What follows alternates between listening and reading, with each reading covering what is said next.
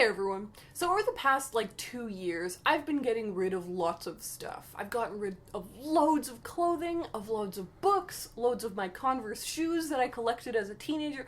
I even cut my hair off. But I feel like if someone were to walk into my room, they wouldn't just say, oh yeah, Ariel, she's a minimalist. And I think part of that is because I don't really have the minimalist aesthetic of having all white furniture, a big green plant in the corner. I love color, so my room is very colorful. But apart from that, I have this monolith, this giant thing full of stuff. And so I've been thinking lately, because these ideas of minimalism have become increasingly important to me. The idea that stuff doesn't equal happiness, and being aware of how much I buy, and being aware of what items are surrounding me. These are values that have started to really matter to me in the last 2 years. And so I've been thinking, can I be a minimalist? Can I have these values, but also own this amount of books? So that's what I want to talk about today. I think there is a strong case for just a bunch of minimalists being like, no, Ariel, you can't be a minimalist. You can't be a minimalist and own that many books. A minimalist maybe would own their favorite books and some books that they're really excited to read, but they wouldn't own 100 books that they haven't read yet, and they wouldn't own books that that they read once, thought was okay, but kind of like the cover, so they're keeping it. So I can definitely see a case for no. But what I want to argue, another question is, can you be a minimalist in some aspects of your life, but not in others? So for example, if you look at my closet, which I'm not going to pan to because the rest of my room is a mess, if you look at my closet, I have really cut down the amount of clothing I own. So I'm a minimalist in that aspect, but then I'm not in my books. So maybe you can be in some aspects and not in the others. I want to turn to the seminal work, The Life-Changing Magic of Tidying Up by Marie Kondo, that has really become the Bible for minimalism and decluttering. I think the main thesis, the main core idea of this book is you're allowed to own stuff. Just own stuff that brings you joy.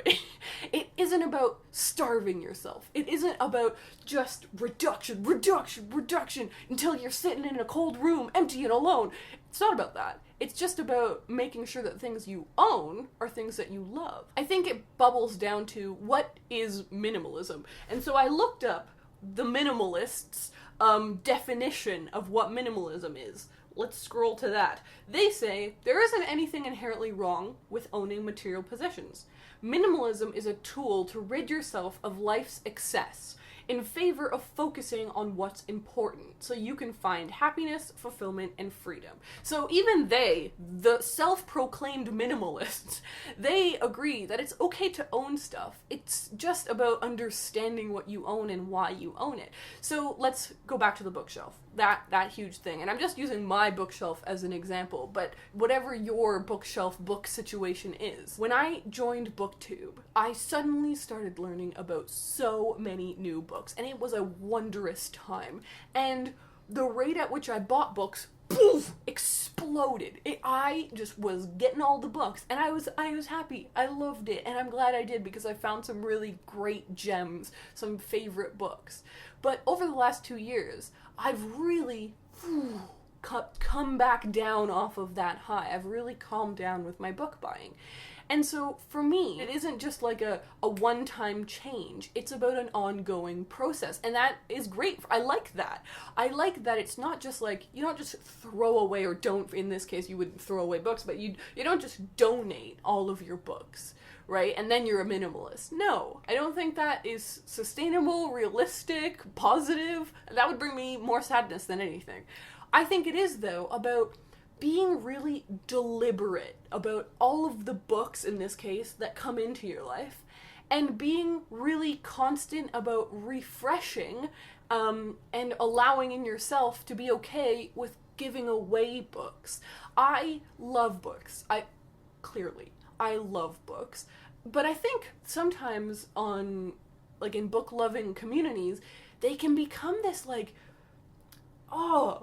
they can become this just kind of holy, untouchable thing. But I think it's okay to let go of books. I think it's okay to just admit to yourself, man, couple of years ago, I did really want to read this, but the time has passed. I've changed as a person, and I don't want to read this anymore, so I'm gonna let it go.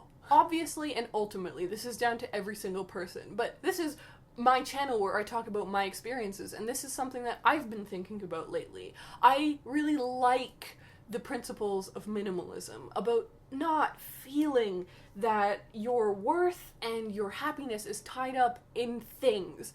But I couldn't, literally my bed is right there, I couldn't lay every single day staring at my bookshelf, which is just full of things, and not think about it, and not think, does that work with my minimalism? And I think it does. Ultimately, I've decided that for myself, it does, and it's going to be an ongoing process of donating more and more books and being more careful and more careful with the things that I come in. I'm never going to stop buying books. I like buying books. It makes me happy. Bookshops literally make me so happy. But I think there's a balance that I can find. So, does this matter to you? Are you a person who kind of finds an interest in minimalism?